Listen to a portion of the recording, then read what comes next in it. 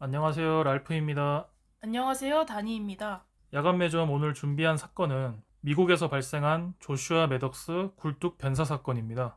오랜 기간 실종됐던 청년이 전혀 예상치도 못한 장소에서 시신으로 발견된 사건입니다. 과연 청년에게 무슨 일이 생겼던 것일까요? 오늘의 사건 시작해 보겠습니다. 2015년 8월 미국 콜로라도주 우드랜드 파크 지역 인근 숲에서 공사가 한창 진행 중이었습니다.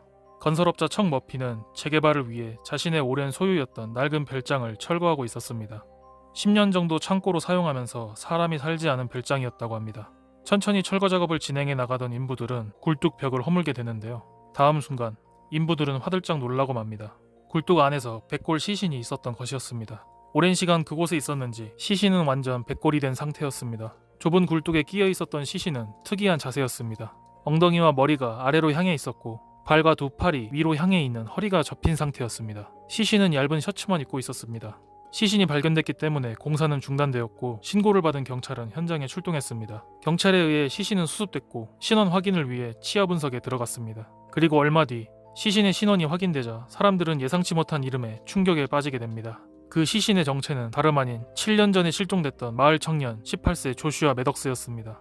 자신의 집에서 불과 1km 떨어진 외딴 집 굴뚝에서 시신으로 발견된 조슈아. 그에게 무슨 일이 있었던 것일까요?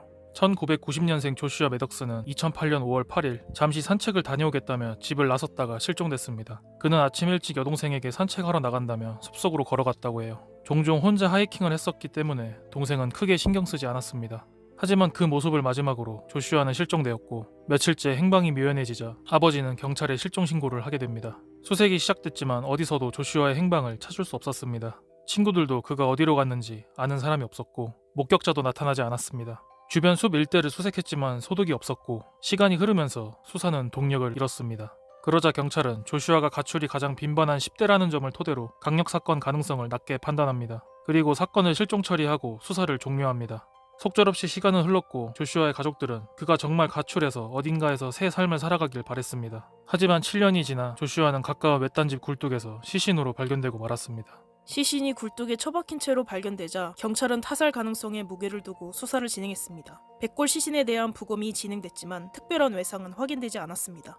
뼈가 부러지지도 않았고 칼에 찔린 흔적이나 총에 맞은 흔적도 없었습니다. 사망 원인조차 밝혀내지 못하면서 수사는 시작부터 난항에 봉착했습니다. 이미 오랜 시간이 지난 탓에 시신에서도 더 이상 단서를 확보할 수 없었어요. 결국 경찰은 시신 발견 한 달 만에 사고사로 결론 내립니다. 어떠한 이유로 인해 굴뚝에 떨어진 조슈아가 몸이 끼어버려 저체온증으로 사망했다는 것이 경찰의 결론이었습니다. 경찰의 수사 결과가 발표되자 조슈아의 가족을 포함한 많은 지역 주민들이 의문을 제기했습니다. 제기된 의문점들을 정리해보겠습니다.